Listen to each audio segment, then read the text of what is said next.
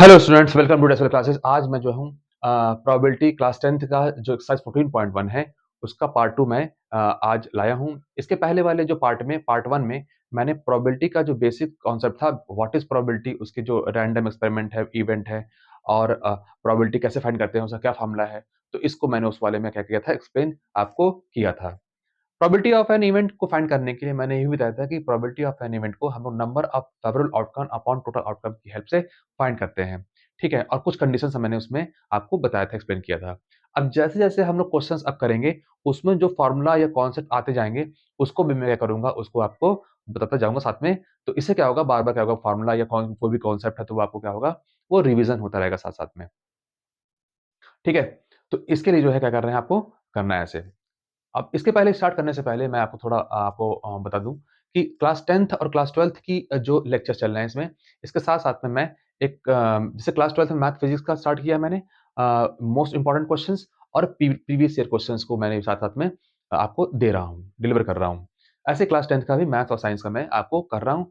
Class lecture के साथ-साथ में आपको जो है मोस्ट इंपोर्टेंट क्वेश्चंस और प्रीवियस ईयर क्वेश्चंस की सीरीज भी स्टार्ट हो गई है, उससे चल रही है। उस पे आपको ज़्यादा फोकस करना है, क्योंकि ये जो वीडियोज़ हैं वो तो आपको करना है अपने, क्योंकि एग्ज़ाम स्टार्ट होने वाला है और एग्ज़ाम स्टार्ट होने वाला है तो क्या करना है कि मैक्सिमम स्टूडेंट ने काफ़ी चीज़ें खत्म कर दिया होगा, सिलेबस भी खत्म हो गया होगा, प्री बोर्ड में आपके मार्क्स अच्छे आए होंगे और इसके लिए आपको क्या करना है कि अब आपको स्मार्ट स्टडी करनी है। स्मार्ट स्टडी की का क्या मतलब है कि अब आपको जो है वो उसी टॉपिक पे ज़्यादा फोकस करना है कि जो क्वेश्चंस प्रीवियस ईयर क्वेश्चंस में बार-बार रिपीट होते हैं। ये आपको आप ऑब्ज़र्व नहीं कर पाओगे, ये हम ऑब्ज़र्व करके आपको मैं बता रहा हूँगा। तो आप जितने भी लेक्चर्स हैं, उस पे फ़ोकस करिए और उसको बार-बार देखिए, बार-बार रिवाइज़ करिए। मैं गारंटी दे रहा हूँ कि अगर आप मेरे को फ़ॉलो कर रहे हैं या प्रीवियस ईयर क्वेश्चन्स हैं, एमसीक्यूज़ फ़ॉलो कर रहे हैं प्रीवियस ईयर के क्वेश्चन्स, तो आपको जो है मैक्सिमम मार्क्स आप क्या करेंगे, बोर्ड में गेन करेंगे। ठीक है? तो आज हम लोग जो है टाइम वेस्ट ना करते हुए अब मैं अपना लेक्चर स्टार्ट करता हूँ।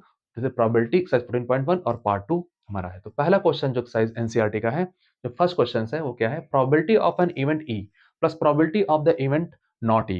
मतलब कोई प्रोबेबिलिटी, कोई इवेंट हो रही है, उसकी प्रोबेबिलिटी और नहीं हो रही है, उसकी प्रोबेबिलिटी का जो सम है, वो क्या होता है, वो पूछ रहा है इसमें।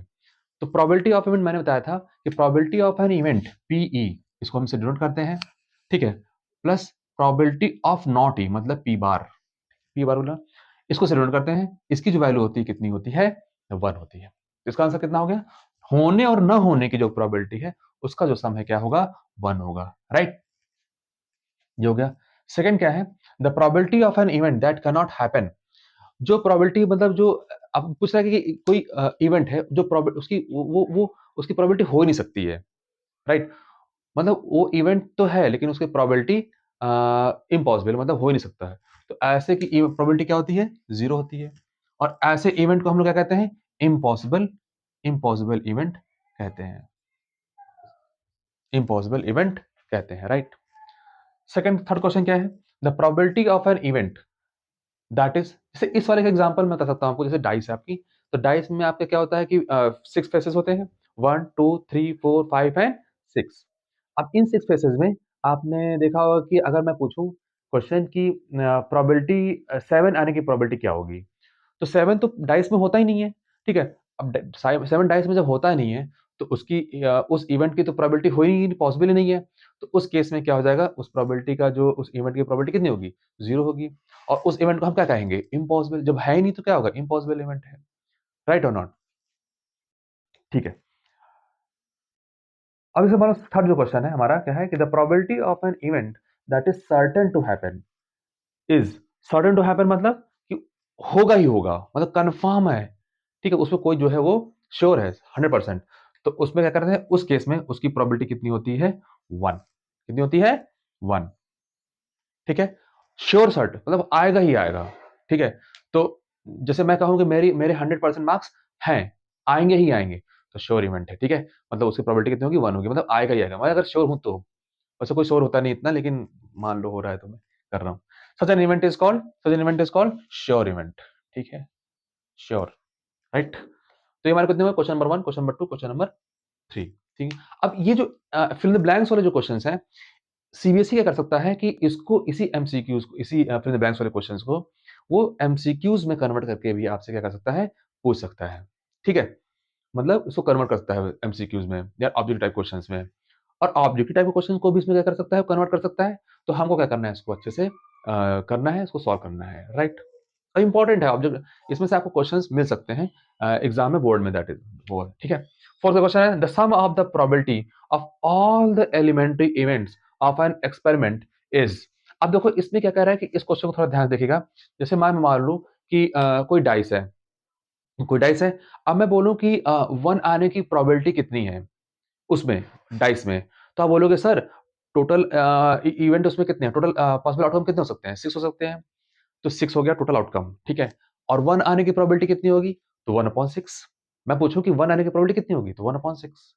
2 आने की प्रोबेबिलिटी कितनी होगी, 1/6। 3 आने की प्रोबेबिलिटी कितनी होगी, 1/6। 4 आने की प्रोबेबिलिटी 1/6। 5 आने की प्रोबेबिलिटी 1/6 और 6 तो वह है ही, ठीक है।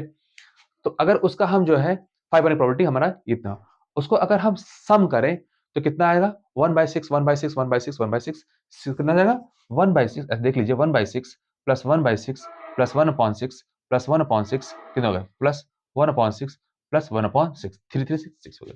इनका अगर हम सम करें तो कितना आएगा, 6 6 का 6 हो जाएगा, और 1 प्लस 1 प्लस 1 कितना हो जाएगा, 6 हो जाएगा। 6/6 का चेकआउट हो जाएगा, 1 आएगा, ठीक है। तो इसमें हमने देखा कि ये इनको हम क्या कहते हैं, एलिमेंट्री इवेंट कहते हैं, ठीक है। जो टोटल इवेंट में जो जो कोई भी इवेंट हो रहा है, तो उसमें जो एक इवेंट अगर हो रहा है टोटल में से, तो उसको हम लोग एलिमेंट्री इवेंट कहते हैं। डाइस में मान लो 1/1 आने की प्रोबेबिलिटी कितनी होगी, तो उसका एक क्या है, एक आने की प्रोबेबिलिटी इवेंट है, एलिमेंट्री इवेंट है। और सभी इवेंट की जो प्रोबेबिलिटी है उसका जो सम आएगा वो हमेशा क्या आएगा, 1 ही आता है, ठीक है। तो क्या होगा फाइनल आंसर इसका, आप लोग बताइए, 1 हो जाएगा, ठीक है। इसको नोट करते रहिए, इंपॉर्टेंट क्वेश्चन है। ठीक है, फिफ्थ वाला क्वेश्चन क्या कह रहा है, फोर्थ हो गया। फिफ्थ क्या कह रहा है, the probability of an event is greater than और equal to, the probability of an event is greater than और इक्वल टू, क्या होगा अभी बता। इसके पहले वाले जो पार्ट 1 में मैंने इसको डिस्कस किया था, एक कंडीशन, और बहुत इंपॉर्टेंट कंडीशन है, उस पर एमसीक्यूज कंफर्म आता ही आता है। तो इसमें देखते हैं कि इसमें बताया था कि जो प्रोबेबिलिटी होती है, कोई भी प्रोबेबिलिटी मान लीजिए, प्रोबेबिलिटी ऑफ एन इवेंट, वो हमेशा क्या होता है, ग्रेटर और equal to 0 but less than और इक्वल टू 1 होता है। तो probability of an event is greater than और इक्वल टू, तो पहला ग्रेटर और इक्वल टू मतलब 0 होगा, ठीक है। और सेकंड जो डैश है उसमें क्या दिया, और लेस देन और इक्वल टू, लेस देन और इक्वल टू क्या हो जाएगा, देखिए आप 1 से, तो यहाँ कितना हो जाएगा, 1 हो जाएगा। इस तरह हमारे कितने क्वेश्चन हो गए, 5 क्वेश्चन जो है हमारे हो गए हैं, ठीक है। तो आपने देखा कि जो एक्सरसाइज 14.1 का जो क्वेश्चन नंबर 1 है, तो हमने इसको पार्ट 2 में क्या कर दिया, इसको डिस्ट्रीब्यूट किया हुआ है। आपको ऐसे ही पार्ट में क्या कर देंगे, पूरी प्रोबेबिलिटी की जो एक्सरसाइज है वो मैं सॉल्व कर दूंगा। इसके साथ में मैं क्या करूंगा कि जो एग्जांपल्स दिए इस प्रोबेबिलिटी में दिए सीआरटी में, उसको भी मैं क्या कर दूंगा, इसको आपको एक वीडियो बना करके दे दूंगा। और इसके साथ में, इन चैप्टर्स के साथ साथ में आपके जो है क्या होगा, एमसीक्यूज और प्रीवियस ईयर, सॉरी एमसीक्यूज तो रहेंगे ही, प्रीवियस ईयर क्वेश्चंस और मोस्ट इंपोर्टेंट क्वेश्चन भी साथ में क्या करते हैं, इसको मैं लेक्चर्स के फॉर्म में या वीडियोस फॉर्म में आपको देता रहूंगा। वो बहुत इंपॉर्टेंट है, उसको आप करेंगे तो मैं जैसे मैंने पहले बताया कि आपको उसको क्या करेगा, एग्जाम में बहुत बेनिफिट रहेगा, बेनिफिशियल रहेगा। तो इसको आप लोग करिए, ठीक है।